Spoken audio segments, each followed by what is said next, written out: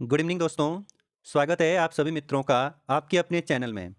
तो 11 मई को आप लोगों का लोअर पीसीएस का पेपर होना है। तो जैसा कि आपको पता होगा सिलेबस में 100 अंकों का आपका जीएस का पोर्शन रहता है, जिसमें Uttarakhand, GS, current affair, computer science ये प्रश्न पूछे जाते हैं। वहीं 50 अंकों का आपका इसमें फिर रीजनिंग रहता है। टोटल 150 अंकों का यह पेपर आयोग बनाता है। तो नायब तहसीलदार का पेपर हुआ था 2016 में, फिर 2021 में 18 वाला भी हम कवर करेंगे। तो देखिए, 3 क्लास इस पेपर का मैं लेकर के आऊँगा। आज 50 प्रश्नों को मैं इसमें रखूँगा, नेक्स्ट 50 दूसरे में, नेक्स्ट 50 तीसरे में। कैसे प्रश्न बनाता है आयोग, चर्चा करेंगे। ये आयोग की ऑफिशियल आंसर की है, उसी के आधार पर मैं इन प्रश्नों को लेकर के आया हूँ आपके सामने। तो पहला प्रश्न पूछा गया था, उत्तराखंड के किस जिले का वन क्षेत्र सर्वाधिक है? तो 2025 में 18वीं वन रिपोर्ट आ गई है। आप लोगों को उसका नोट्स बनाना है बहुत अच्छे से। तो सबसे अधिक वन क्षेत्रफल वाला जो जिला है उत्तराखंड में, वो है पौड़ी गढ़वाल। प्रतिशत में पूछा जाएगा तो आप लोग करेंगे नैनीताल, और सबसे कम उधम सिंह नगर करिएगा, इस बार चंपावत। नेक्स्ट है दूसरा प्रश्न, किस तरीके से बनाया गया था, मिलान करना था यहाँ पे। कौन सा ताल किस डिस्ट्रिक्ट में स्थित है? सात ताल आपको पता है कि जो सात ताल है ये नैनीताल में है। द्रोण सागर ताल काशीपुर में है। डोडी ताल उत्तरकाशी में है। बिरही ताल चमोली में है। तो इस तरीके से हमारा जो सही उत्तर होना था यहाँ पे, ये हो जाता है आप लोगों का दूसरा। मिलान करिए में बहुत बार सवाल गलत होते हैं। तीसरा प्रश्न जो पूछा गया था, और एक फैक्ट भी बताता हूँ, डोडी ताल षष्टनोकार का है, मतलब 6 कोनों वाला ताल है, 6 कोने हैं उस ताल की, डोडी ताल की। ठीक है, बड़ा खूबसूरत ताल है, कभी जरूर जाइए। तीसरा जो प्रश्न पूछा गया था, रुद्रप्रयाग में किस सहायक नदी का संगम अलकनंदा से होता है? रुद्रप्रयाग डिस्ट्रिक्ट है, वहाँ पे पूछ रहा है कि अलकनंदा में कौन सी नदी आकर के मिलती है। तो यहाँ पे आकर के मिलती है दोस्तों मंदाकिनी। कौन सी नदी? मंदाकिनी। ठीक है, आप RAM करिएगा तो रुद्रप्रयाग होता है अलकनंदा और मंदाकिनी। सीधे सीधे पूछा जा सकता है सवाल, मंदाकिनी नदी का उद्गम स्रोत कहाँ है? तो चौड़ाबाड़ी आपने नाम सुना होगा, ताल वहाँ से निकलती है मंदाकिनी नदी, जिसे गांधी सरोवर भी कहा जाता है चौड़ाबाड़ी। और इसी चौराबाड़ी ताल साल 2013 में जो तबाही मचाई थी, इसी चौराबाड़ी ताल ने मचाई थी, फिर मंदाकिनी का जल प्रवाह बढ़ गया था। नेक्स्ट, चौथा प्रश्न, किस हिमालयी क्षेत्र में वर्षा काल में सर्वाधिक वर्षा होती है? पूछ रहा है कि कौन से हिमालय में, क्योंकि हिमालय तीन प्रकार की, यहाँ तीन प्रकार के होते हैं, बाह्य हिमालय, आंतरिक हिमालय और शिवालिक हिमालय।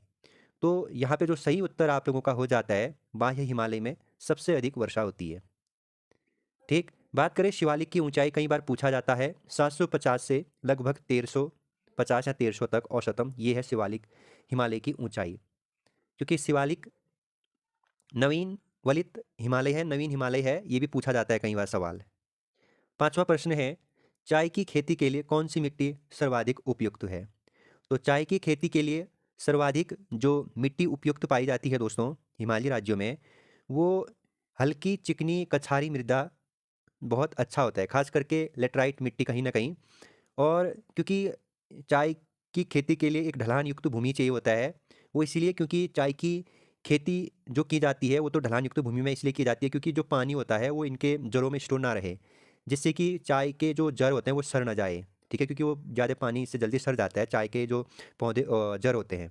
ठीक है, बाकी मिट्टी 8 प्रकार की जरूर पड़िएगा, इंपॉर्टेंट प्रश्न रहता है, जलोढ़ मृदा, काली मिट्टी कहाँ पाई जाती है करके।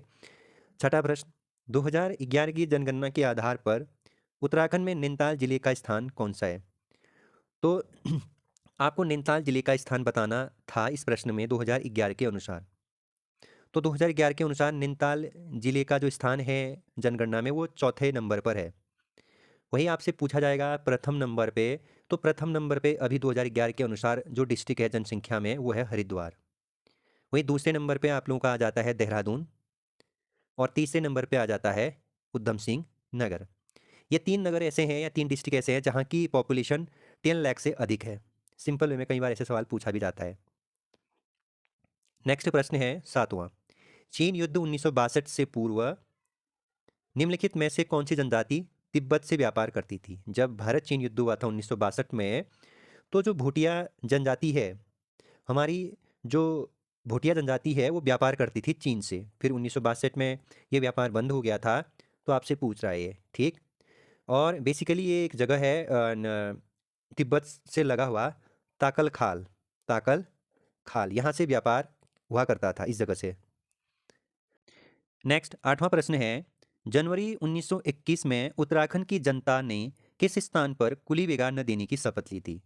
तो जब आप उत्तराखंड में आंदोलन पढ़ते हैं तो एक समय ऐसा आया था 1921 का, जब उत्तराखंड में कुली बेगार न देने के लिए बद्रीदत्त पांडे और उनके साथ साथ गोविंद बल्लभ पंत जी, बहुत ऐसे महान व्यक्तित्व रहे हैं जो उत्तराखंड की लड़ाई में या आंदोलन में महत्वपूर्ण भूमिका निभाई है। तो उत्तराखंड की जनता ने किस स्थान पर कुली बेगार न देने की शपथ ली थी? बागेश्वर में, जहाँ पे लगभग 40,000 से अधिक लोगों ने पार्टिसिपेट किया था इस आंदोलन को एक स्वरूप देने के लिए। तो महत्वपूर्ण है बागेश्वर में। फिर सरयू नदी में जो कुली बेगार रजिस्टर थी उसको बहा दिया गया था वहाँ फेंक करके।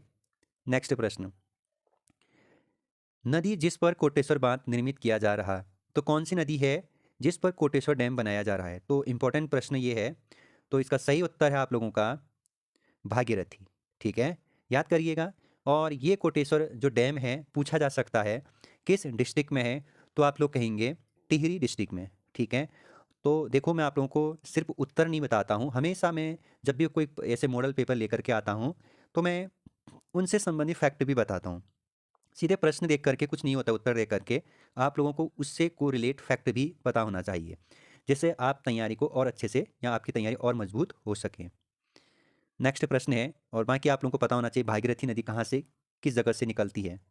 उत्तराखंड में प्रथम डेयरी संघ स्थापित किया गया था कहाँ? तो उत्तराखंड में प्रथम डेयरी संघ जो किया गया था वो नैनीताल डिस्ट्रिक्ट के हल्द्वानी नगर निगम के अंतर्गत किया गया था। आपसे पूछा जा सकता है कि हल्द्वानी में प्रथम डेयरी संघ स्थापित कब किया गया था? तो आप लोग करेंगे 1949 में किया गया था, याद रखिएगा, महत्वपूर्ण प्रश्न है। 11वां प्रश्न है, उत्तर प्रदेश जमींदारी उन्मूलन एवं भूमि सुधार अधिनियम कब पास किया गया था? क्वेश्चन फिर से रिपीट कर रहा हूँ, उत्तर प्रदेश जमींदारी उन्मूलन एवं भूमि सुधार अधिनियम कब पारित किया गया था? तो जो सही इसका उत्तर हो जाता है आप लोगों का, जो उत्तर प्रदेश भूमि सुधार अधिनियम उन्मूलन पारित किया गया था, ये किया गया था 1950 में दोस्तों। ओके। नेक्स्ट प्रश्न है 12वां, गढ़वाल मंडल की स्थापना कब की गई थी? तो कुमाऊं मंडल तो आप लोगों को पता होना चाहिए 1854 में, इसका मुख्यालय कई बार पूछा जाता है। वैसे ही आपसे गढ़वाल मंडल की स्थापना 1969, और आपको गढ़वाल मंडल का मुख्यालय भी पता होना चाहिए, पौड़ी गढ़वाल, ठीक है, ये महत्वपूर्ण है। नेक्स्ट प्रश्न है 13वां, उत्तराखंड विधानसभा में अनुसूचित जनजाति के लिए कितनी सीटें आरक्षित है? तो पूछ रहा है अनुसूचित जनजाति, ना कि अनुसूचित जाति। अगर पूछता अनुसूचित जाति तो आप करते वहाँ पे 13 SC। अब पूछ रहा है यहाँ पे ST। तो उत्तराखंड विधानसभा में आप लोगों को पता है कि 70 हमारी यहाँ विधानसभा सीटें हैं, टोटल 70 में से अनुसूचित जनजाति के लिए 2 सीटें आरक्षित है। एक चक्राता जो देहरादून में है, और एक नानक मत्ता जो उधम सिंह नगर के अंतर्गत विधानसभा क्षेत्र है। बाकी टोटल 15 सीटें आरक्षित है हमारी विधानसभा 70 में से, याद कर लीजिएगा, इंपॉर्टेंट प्रश्न है, कई बार ऐसे सवाल बनते भी हैं। नेक्स्ट प्रश्न है, उत्तराखंड पुलिस का एक ऑपरेशन चलाया गया था पुलिस के द्वारा, ऑपरेशन इस्माइल, जिसे आप मुस्कान योजना भी कहते हैं, यह किससे संबंधित है? तो बच्चों यह बच्चों से ही संबंधित है, ऑपरेशन इस्माइल। नेक्स्ट प्रश्न है आप लोगों का, मुद्रा राक्षस जिनका जून 2016 में निधन हो गया था, इनका संबंध किससे है? तो इनका संबंध, ये एक मुद्रा राक्षस क्या रहे, हिंदी के उपन्यासकार रहे हैं। नेक्स्ट प्रश्न है, साल 2016 में, ये क्योंकि 2016 में पेपर कराया गया था नवंबर लास्ट में, इसलिए आपको उसी साल का करंट अफेयर अवश्य पढ़ना है। 2024 का करंट अफेयर वार्षिकांक आप जरूर पढ़िएगा, खास करके जो आप लोगों का इकोनॉमिक का सेक्टर रहता है, जो इकोनॉमिक सर्वे हो, बजट हो, वहाँ से सवाल बहुत बनते हैं। अभी देखना, ये 2-3 सवाल मिल गए अभी तक, आपको आगे भी मिलेंगे। तो वर्ष 2016 में उत्तराखंड में राष्ट्रपति शासन लगा था, आप में से बहुत से लोगों ने सुना भी होगा। संविधान के किस अनुच्छेद के अंतर्गत राष्ट्रपति शासन लगाया जाता है? तो 356 आर्टिकल के तहत दोस्तों राष्ट्रपति शासन देश के किसी भी भाग या किसी भी राज्य में लगाया जा सकता है और यह पावर राज्यपाल लिखित रूप से राष्ट्रपति को देता है। तो यह पावर किसके पास है? राष्ट्रपति के पास। तो उस समय पे उस राज्य की जो शासन व्यवस्था है वो राज्यपाल के हाथों में चली जाती है। ठीक है, याद रखिएगा। बाकी 352 के तहत देश में राष्ट्रीय आपातकाल लगता है, ये आपको पता होना चाहिए 352, और 360 के तहत वित्तीय आपातकाल लगता है। ठीक है, नेक्स्ट प्रश्न है 17वां। ब्रेड, जिसे आप डबल रोटी कहते हैं, प्रयुक्त होने वाली हानिकारक रसायन का नाम बताइए। तो ब्रेड में एक हानिकारक रसायन का नाम बताइए जो पाया जाता है। तो इसका सही आंसर है आप लोगों का पोटेशियम ब्रोमाइड पाया जाता है। नेक्स्ट प्रश्न है उत्तराखंड का प्रथम नृजातीय समूह किसे माना जाता है? तो इसका सही आंसर आप क्या देंगे? बिल्कुल, उत्तराखंड का प्रथम नृजातीय मीन्स प्रथम आदिम जाति या प्रथम पुरा जाति। दोस्तों, कोल को माना जाता है, कोल को। और ऐसा किसने माना है, किस इतिहासकार के अनुसार ऐसा बताया जाता है? तो हमारे एक मशहूर इतिहासकार हैं जिनका नाम है शिव प्रसाद डबराल जी। डबराल जी के अनुसार उत्तराखंड की प्रथम नृजातीय समूह है कोल। ठीक है, वहीं किरात भी बताया जाता है। किरात प्राचीन पाश्चात्य विद्वान गियर्सन के अनुसार है दोस्तों।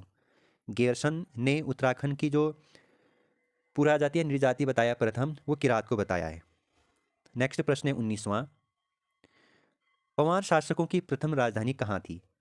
तो पंवार शासकों की जो प्रथम राजधानी थी दोस्तों वो थी चांदपुर गढ़ी। और 52 गढ़ों में से आज आपको पता है कि राजवंश में टोटल 52 गढ़ हुआ करते थे। उसमें से आज केवल एक ही गढ़ बचा है जिसका नाम है चांदपुर गढ़। ये चमोली डिस्ट्रिक्ट में स्थित है। वैसे सेकंड जो राजधानी रही थी इन लोगों की वो देवलगढ़ रही थी। उसके बाद में श्रीनगर रही थी, ये भी आपको पता होना चाहिए। चांदपुर हो गया, देवलगढ़ और श्रीनगर, ये 3 जगह पंवार वंश की खासकर राजधानी रही है। और आपको पता तो होगा ही कि पंवार वंश का संस्थापक कणकपाल को बताया जाता है। महत्वपूर्ण फैक्ट है। नेक्स्ट प्रश्न, गढ़वाली समाचार पत्र के संपादक कौन थे? गढ़वाली समाचार पत्र के जो संपादक थे वो थे आप लोगों के विश्वंभर दत्त चंदौला जी। कौन थे? चंदौला जी। गढ़वाली समाचार। अब आपसे पूछा जाएगा कि सर ये गढ़वाली समाचार पत्र कब से छपना स्टार्ट हुआ या कब इसकी स्थापना हुई थी? तो आप कहेंगे 1905। ठीक है, अब एक सवाल आता है यहाँ पे कि एक गढ़वाली समाचार तो 1905 ठीक हुआ, एक ऐसे ही हमने गढ़वाल समाचार भी सुना था, वो है 1902 का।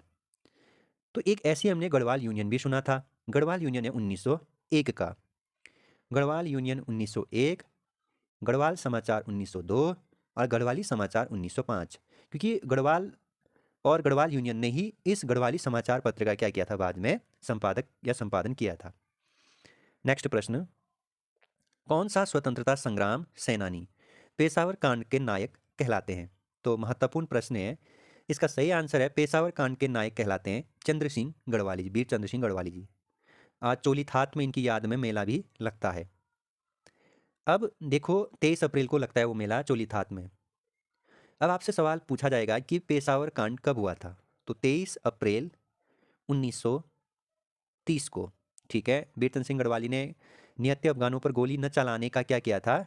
विरोध किया था अंग्रेजों का। ठीक, आपसे एक सवाल पूछा जा सकता है कि वीर चंद्र सिंह गढ़वाली को असल में गढ़वाली नाम किसने या गढ़वाली उपाधि किसने दी थी?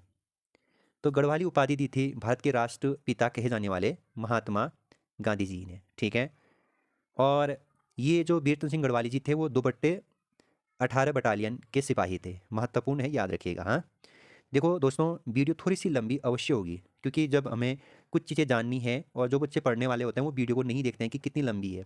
वीडियो जितनी लंबी होगी नॉलेज भी उतना ही होगा। मैं कोई बकवास तो नहीं कर रहा हूँ दोस्तों कि मैं फालतू की बातें तो बहुत कम करता हूँ अपनी क्लासेस में, आपने देखा होगा, सुना होगा इससे पहले की वीडियो में सीधे पढ़ाने पे फोकस करता हूँ। ठीक है, 22वां प्रश्न, निम्नलिखित में से किस वर्ष टिहरी रियासत का स्वतंत्र भारत में विलय हुआ था? तो आपको पता है कि टिहरी रियासत का भारत में विलय 1 अगस्त 1949 को उत्तर प्रदेश का 50वें जिले के रूप में क्या हुआ था? भारत में विलय हुआ था। अब क्योंकि आपको पता है कि टिहरी राज्य बना कब था? 1815 में।